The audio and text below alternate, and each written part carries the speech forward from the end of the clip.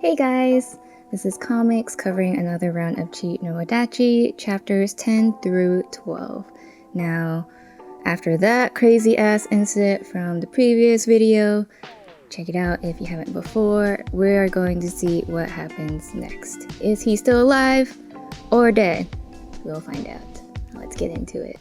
Shigeru is then lifted up from the forest into the hospital, and the rest of the family waits for the results. The doctor comes in and tells them that he is fully alive from the surgery, but will suffer severe brain damage when he wakes up, which of course the family is distraught, except for probably mom, who's more disappointed that he isn't dead.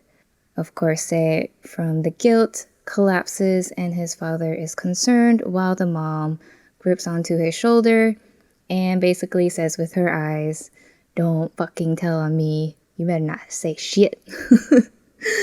And of course, he is nervous as he looks over to his mom like she's gonna kill him next too. Which, yeah, probably would have that feeling because he knows what actually happened. Now the police then comes to ask further statements, and the mother then steps up, surprisingly, and tells them what didn't really happen, and they ask Sei whether this is true or not. Sei then is stuck in between telling the truth or lying to protect his mom. And being a good son he fucking lies to the police to protect his crazy ass mom. But okay, even the mom is surprised that he even lied to them. Why? The police then gets more information from the rest of the family and Sei's family then prepares to head home. Right before they get into the car, Sei's mom then does this whole act and bows down and says sorry to the aunt. And then the aunt says, "It's not your fault." Oh, girl, you don't even know. It's all her fault. But hopefully she'll find out later. Of course, the car ride home is awkward as Sei and the mom don't even know how to act around each other. And the whole family sits at home in silence until Sei's dad demands that Sei's mom say something to eat, which is kind of odd and kind of reveals more about their relationship and how Sei's mom feels like a trapped housewife. Then she puts on her usual act and happily asks Sei whether he wants a meat bun or a red bean bun, which of course the boys are surprised how quickly she went back to normal. I don't know, what do you expect? I mean, the dad, okay, yeah, probably more surprised, but Sei shouldn't be surprised at this point. And the next day, Sei has a nightmare about his mom, rightfully so, and wakes up. He heads down to the living room with his dad, and of course they're both somber, as the mom strolls in, quite happily, like nothing has happened. Sei's dad then informs them that they're going to the hospital to visit Shigeru and the family, and Sei just refuses because he just can't handle it. So the parents go without him, and Sei is finally alone to be himself and express how he truly feels, and just breaks down. Poor kid.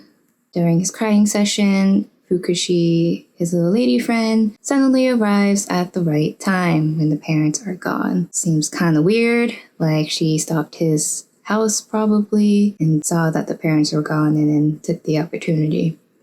I don't have a good feeling about this girl, but that's just me.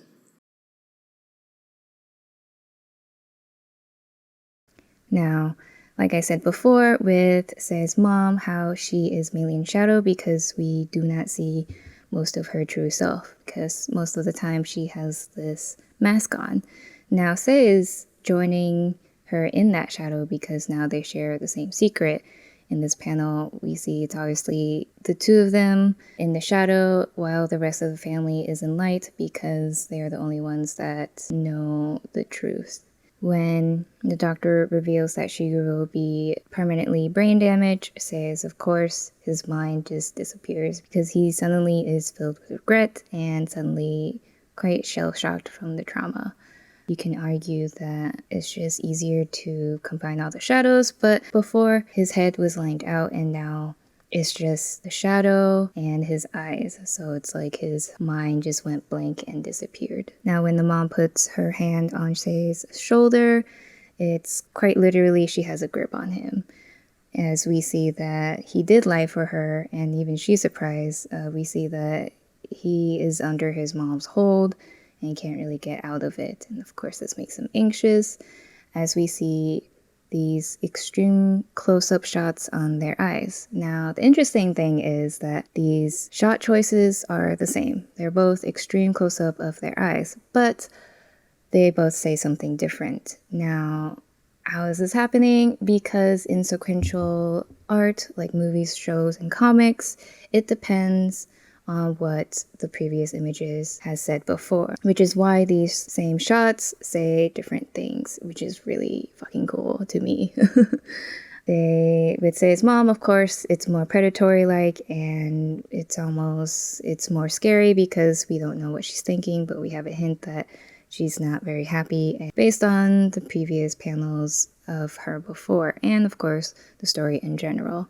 Now it says close-ups. They're also drawn with sweat marks around the eyes, which of course emphasizes the anxiety and stress that he's feeling after this trauma and this guilt, whether to tell the truth or to lie to protect his mom. Another panel that really emphasizes says anxiety is in this panel where the rest of the family is in dark and it's just him, and it's in an up angle where it feels like the family is looking down on Se, and Se, of course, on the floor is looking down because he can't even face family. Let me know what you guys think. Did you like it? What do you think it's gonna happen next? Let me know in the comments down below. Don't forget to subscribe and like, and I'll see you next time. Sweet dreams!